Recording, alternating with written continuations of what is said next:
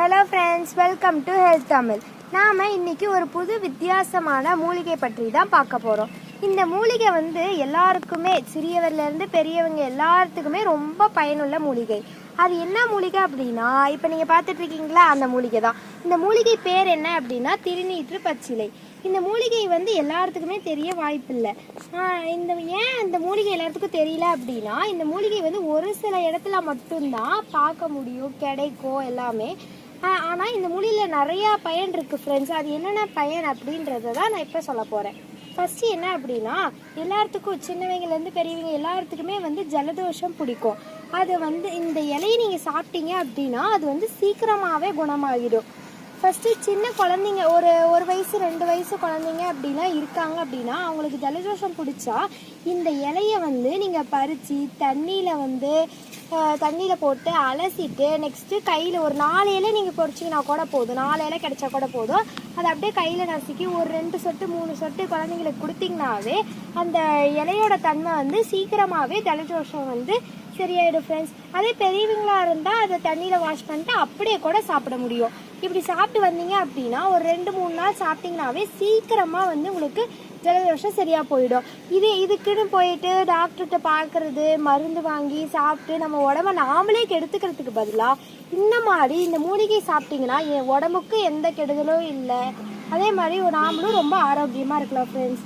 குழந்தைங்கள்லாம் சின்ன குழந்தைங்களுக்கு மாத்திரை கொடுத்து கஷ்டப்படுத்துறதுக்கு பதிலாக இது கொடுத்தீங்கன்னா அது ரொம்ப ஈஸி, சிம்பிளாக அவங்க குழந்தைங்களுக்கும் சீக்கிரமாக சரியாயிடும் ஃப்ரெண்ட்ஸ். அடுத்த பயன் என்னன்னு பார்த்தீங்கன்னா ஃப்ரெண்ட்ஸ், கேர்ள்ஸ் பாய்ஸ் மோஸ்ட்லி கேர்ள்ஸுக்கு தான் இது முகத்துலலாம் முகப்பருவெல்லாம் வரும். அதெல்லாம் எல்லாரும் அது முகப்பருவு வந்தாவே யாருக்குமே பிடிக்காது. அதுக்கு நாம் என்ன பண்ணுவோம், போய் டாக்டர்கிட்ட கேட்போம்.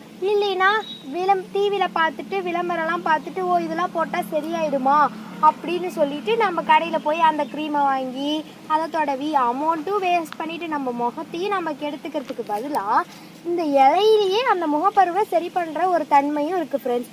இதை எப்படி நீங்கள் பயன்படுத்துகிற உங்கள் முகப்பருவு சரியாகும் அப்படின்னா, இதை அரைச்சி அதில் இருக்க சாரை முகப்பருவு இருக்கிற இடத்துல மட்டும் நீங்கள் தொடவினீங்கனாலே போதும் ஃப்ரெண்ட்ஸ்.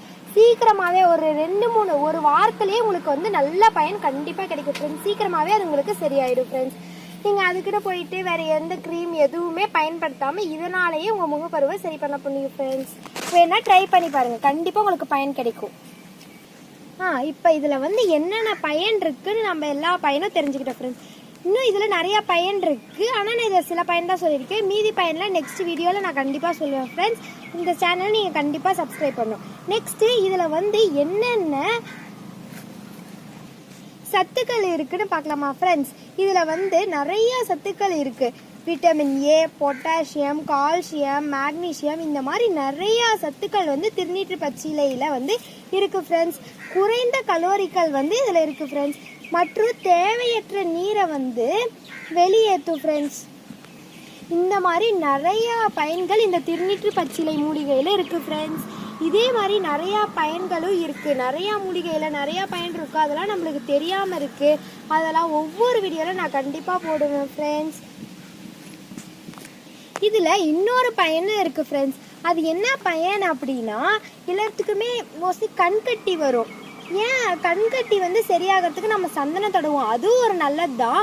ஆனால் இந்த திருநீற்று பச்சிலையை நீங்கள் தொடவினீங்க அப்படின்னா சீக்கிரமாகவே அந்த கண்கட்டி சரியாயிடும் ஃப்ரெண்ட்ஸ். இதில் இருக்க சாரை மட்டும் நீங்கள் தொடவினாலே போதும். அதே மாதிரி சூட்டு கொப்பளங்களும் உங்களுக்கு வரும் ஃப்ரெண்ட்ஸ்.